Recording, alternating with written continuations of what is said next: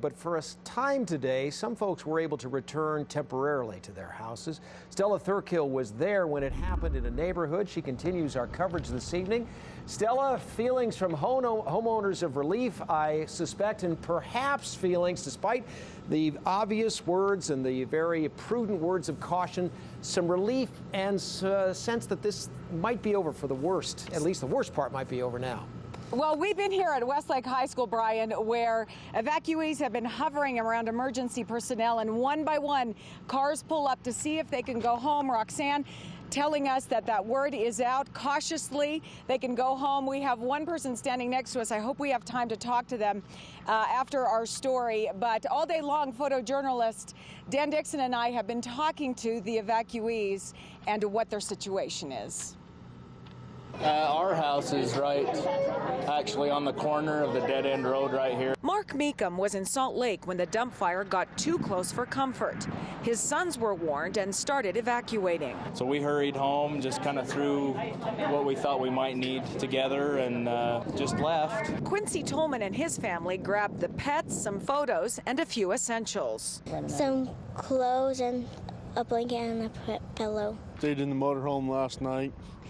Red Cross and them guys are doing a good job. And the fire, still not out, is showing residents its fury. We was sitting there watching it and the flames got probably, I don't know, 20 feet tall. The people in this neighborhood can't go home yet. The fire still poses a threat, but down the road, it's okay to go home. Finally, back home in her Fox Hollow neighborhood. No, we can't smell any smoke and we don't see any more threats. Julie Odom tells a different story about hours before. Then it just blew up again. And so the wind shifted and it started coming towards us. She was ready, though. Her 72-hour kit's under the stairs. 3 days worth of food and drink. We have water in there and first aid kits and ponchos, extra clothes.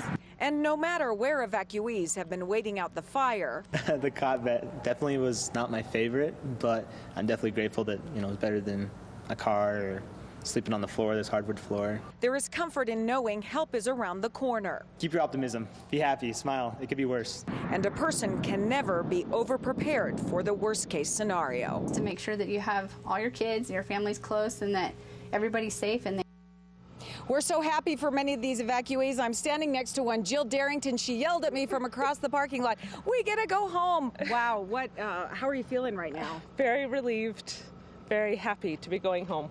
How scary was that for you? It was terrifying. It really was horrifying to see the smoke that way and to know it was so close. And you left the family somewhere to find out if you can go back home? Yes, I left them at my mother-in-law's house to see if it was okay to go home. And the words are cautious return. What do you have to say about that? We live in a great neighborhood. I'm sure everyone would have been anyway. Well, good luck to you. Be safe and be ready, I guess, if you need to leave again at a moment's notice. Yes, thank you. Thank you, Jill. That's Jill Darrington, one of the evacuees, very happy to be able to go home. Brian, back to you. Yeah, okay, Stella. This is, the story was done a little earlier. We've had some new information. Sounds like everybody's going to be able to go back tonight. That is the top headline from this fire today, I think. Okay, Stella, thanks so much.